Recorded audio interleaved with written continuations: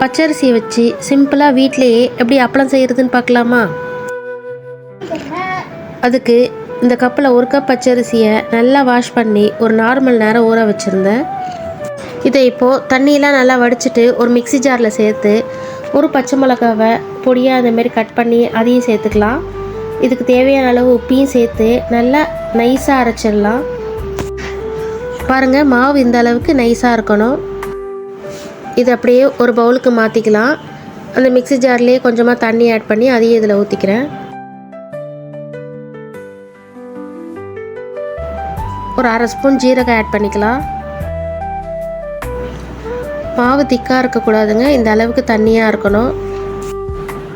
இந்தமாரி மூடி இல்லைன்னா ஏதாவது பிளேட்டில் லைட்டாக ஆயில் அப்ளை பண்ணிவிட்டு இந்த மாவில் கொஞ்சமாக எடுத்து ஊற்றி இட்லி பாத்திரம் இல்லைன்னா ஸ்டீமரில் வச்சு கரெக்டாக 1 நிமிஷம் வச்சு எடுத்துருங்க.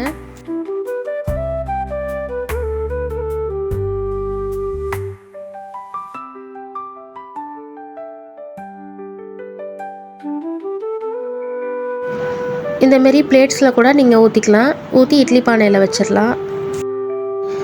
இப்போது வெளியில் எடுத்து ஒரு ஸ்பூனோட பேக் சைடு இல்லைன்னா கத்தி வச்சு அந்த ஓரத்தெல்லாம் எடுத்து விட்டுருங்க.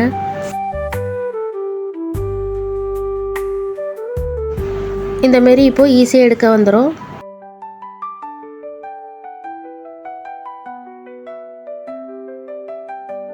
நான் இன்னொன்று எடுத்து காமிக்கிறேன் பாருங்கள்.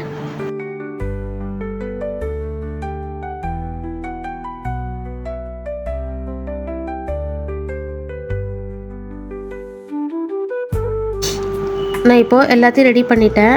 இதை அப்படியே வெயிலில் 1 டே ஃபுல்லாக வச்சிடலாம். நீங்கள் ஒரு ஒயிட் காட்டன் துணியை விரித்து கூட காய வச்சுக்கலாம். பாருங்கள், இப்போ இது எல்லாம் நல்லா காஞ்சிருச்சு. இதை இப்போ எண்ணெயில் போட்டு பொரிக்கலாம்.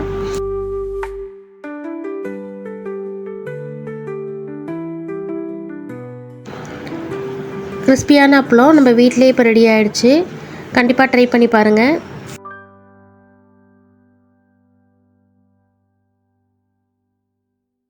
இந்தமாரி குக்கிங் வீடியோஸ்க்கு என்னோடய சேனலை சப்ஸ்கிரைப் பண்ணிக்கோங்க. தேங்க்ஸ் ஃபார் வாட்சிங்.